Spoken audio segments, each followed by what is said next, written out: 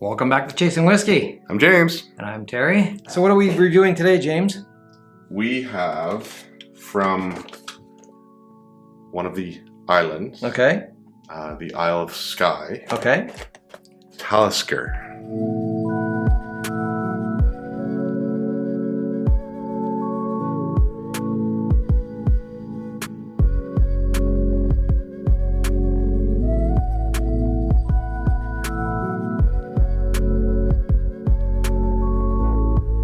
Cheers. Cheers. What do you think of the box? I really like the box. It is a very rugged feel, which I guess goes along with the Isle of Skye. A rugged place, is it? Plush green, hilly rock formations, Cool. surrounded by water. Yeah. Look at the waves on the back of this thing. Like, can you imagine experiencing that? Oh, they're on the front too. I didn't need to turn it. Yeah, very impressive actually. I'm looking forward to seeing what. So this is the only distillery on the Isle of Skye. Okay. And given its remoteness, I'm really looking forward to seeing what this tastes like. Shall I open it? Yeah, please. All right. Ooh. Huh. I feel like we've seen this bottle. It's starting to become a little bit more common of a shape. Give a little shot of what it looks like. And yeah. Let's see here. Whoop.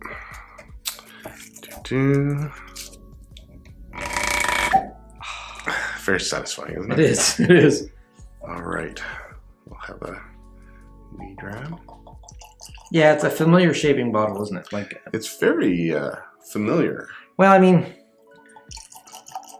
they're all just a bit different. That's close to some things we've had, but nothing identical, right? But yeah, There we go. What do you think of the color in the glass, James? I think it reminds me of caramel. Ooh. Subtle. Yeah, a little bit of peat. Not strong, though. No, it's just nice. Any other notes besides peat that you're pulling? I wouldn't even call it a smokiness. It's more of an earthy peat. Right? It's definitely peat. Sweet. Is there a bit of an acid taste? Like a acidic? I'm not detecting one. I just have a nice smooth. Almost, but and I don't want to say the word creaminess because that's usually a taste or a feel. But do you feel a little bit of creaminess after you're done inhaling it? Maybe I've just missed. It's been a while, right? It's been almost 2 weeks. Possibly. What do you think? Cheers.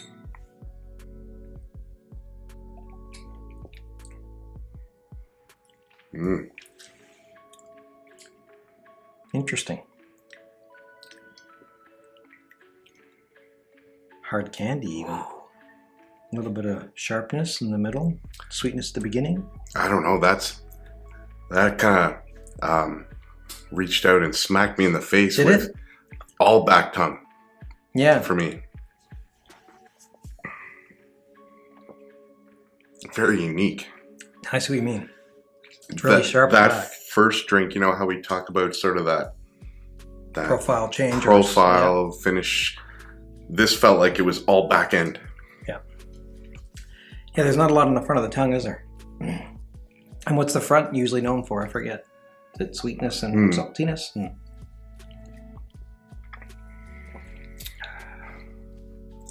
Now I'm getting the full, but that was such a First hit. yeah. It was My second drink had a bit of that. The first one I had a bit more sweetness.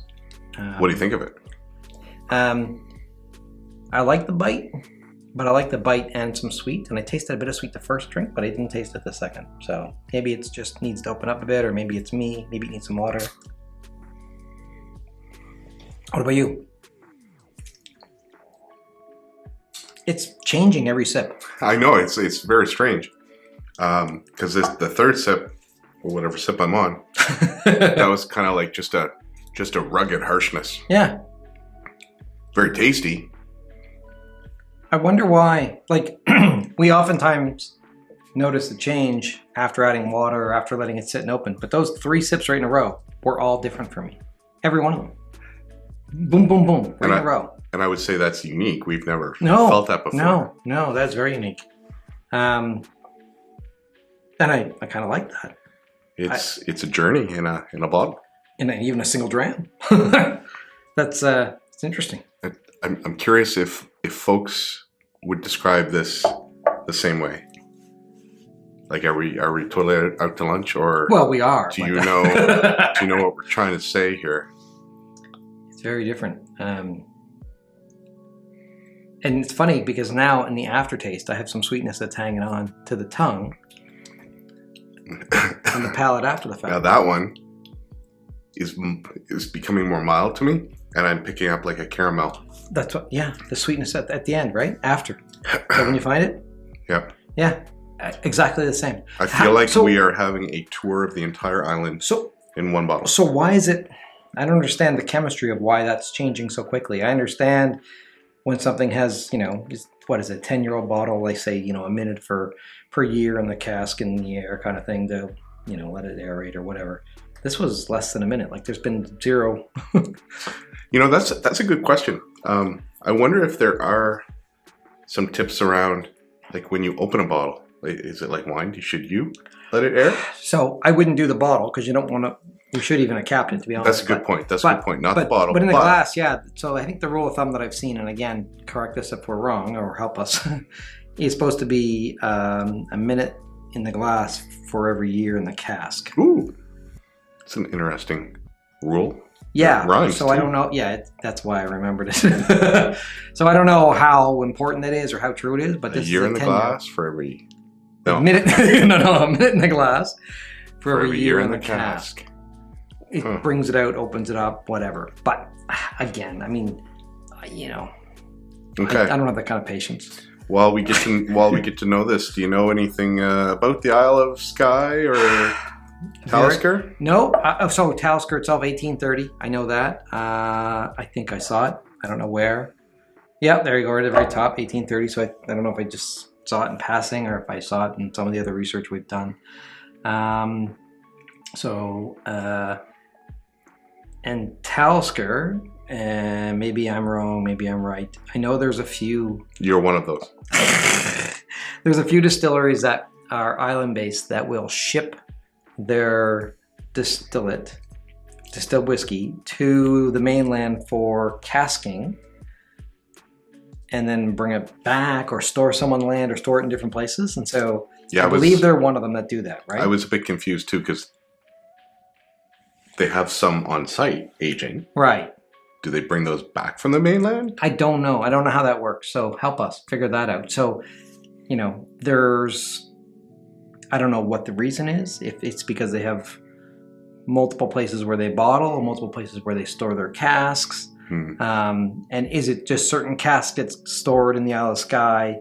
And because think about it, things like humidity, atmospheric pressure, all those things play a role in the aging of whiskey. So where this cask is would have a major impact on its flavor profile. And so did they only keep certain ones on the Isle of Skye and other ones they ship to the mainland? And is there a reason for that because of taste, or is it a reason because of, geography, or is it purely one of economics and the cost of land, or, the ability to manufacture a warehouse or what have you? I don't know. That's getting better. I agree. You know what? Let's finish this off and pour another and try water and see if that even changes it again. Because it's changing with every sip. So why don't we? And I guess, if you got a 10-year-old whiskey and it's been in the bottle and we just open it up and we didn't give it any time to. Nope, it has been like 2 minutes, maybe 3. And now it is just absolutely mellow. Way sweeter. And so Skye, the Isle of Skye, it's on the west coast. Is that right? The last one was sharp again. Whew. That's good stuff. We dram for you. Why don't we hit it with some water and see what happens? Yes. Yeah, so Skye, I think, is on the west coast. Am I right? So the islands mostly are on the North. west coast, but then they wrap up around the Northwest. north and a little bit to the east as well. So, all right, let's see what the water did. Cheers. Thought I was going to get you. No.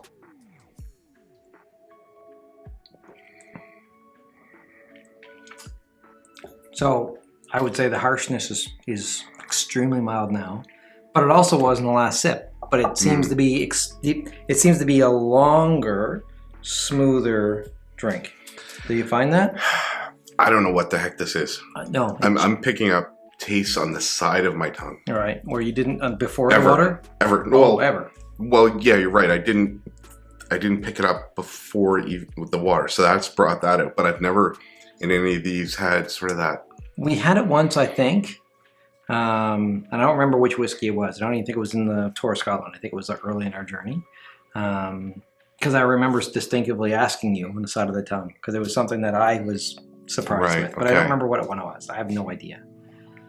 So we should learn about the tongue, the regions on the tongue. Yeah.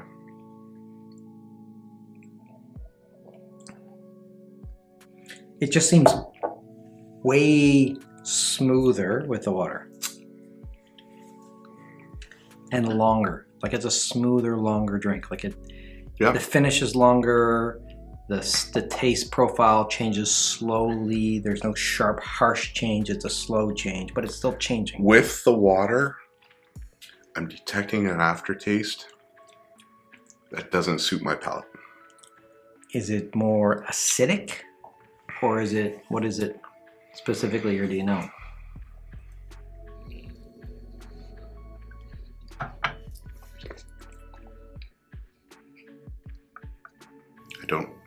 I don't know, but there it is again.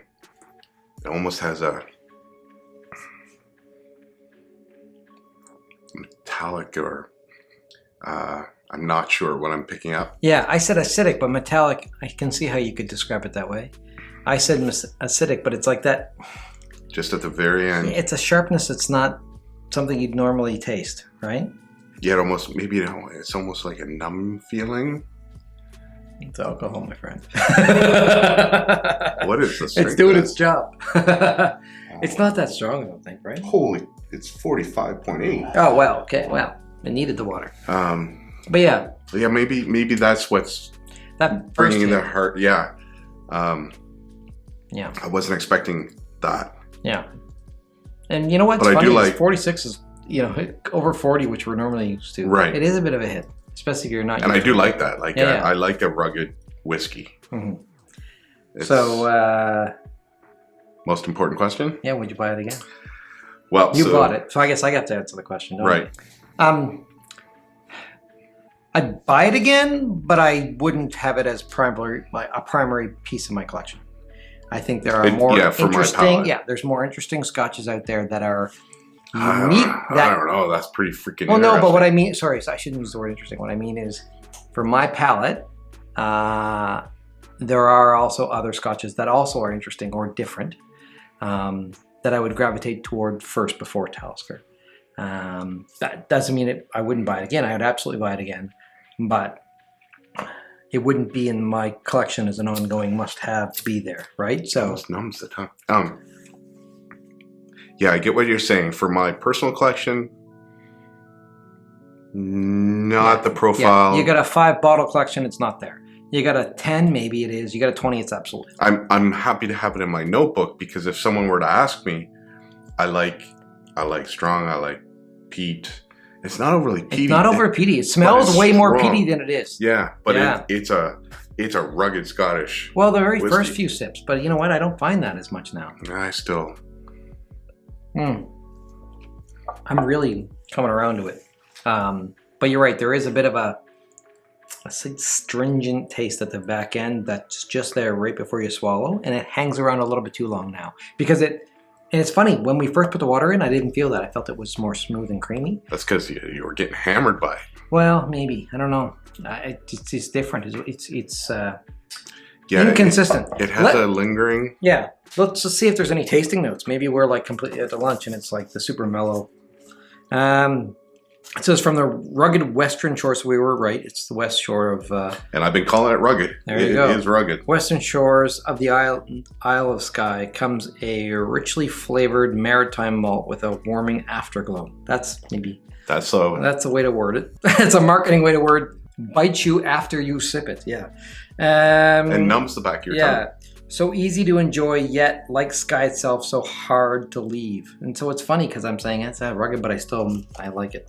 Founded in 1830 by Hugh McCaskill, Talisker distillery remains faithful to traditional values. The result is a much prized whiskey described by famous Scottish poet Robert Louis Stevenson as the king o' drinks.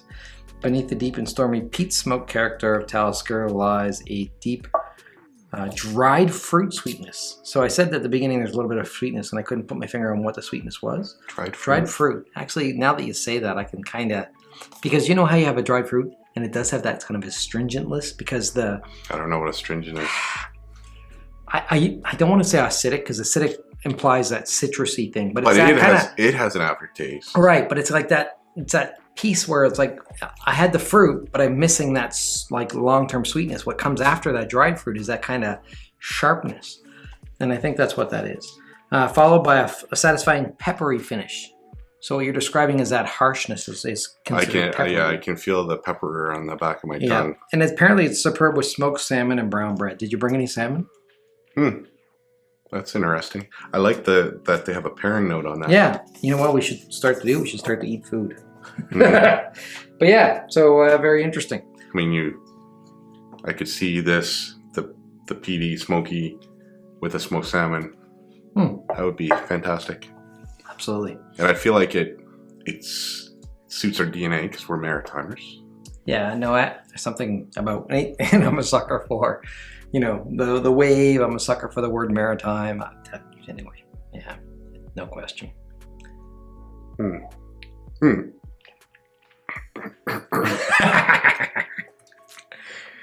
It doesn't normally do this. So if that's James is a rookie again. It's not consistent at all. It's completely inconsistent. Every sip is inconsistent. I've never struggled like this, and I bet you the folks at Talisker are sitting back going, "Ha Yeah, we got you." Traditional values. That's real. Island of Skye. Isle of Skye. I am enjoying it a lot. Yeah. It's a journey. Yeah, it is. It is. That's a journey of Scotland in a bottle. Maybe it would end up in a 10-bottle collection. Not in a 5, but a 10-bottle collection. I think it would.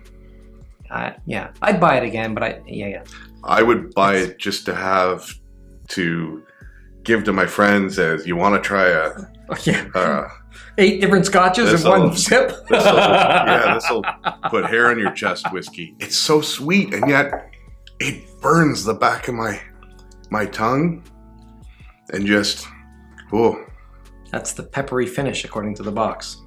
I wouldn't have called it the peppery finish. How do they do that? I don't know. And it's funny. There's some that I'm just shocked, and there's some that I'm like, this makes complete sense. This doesn't make sense to me. That's what's intriguing. That's what's interesting. That's what makes me want to go out and buy another bottle and try something else, right? Because the diversity is just incredible. Diversity is amazing.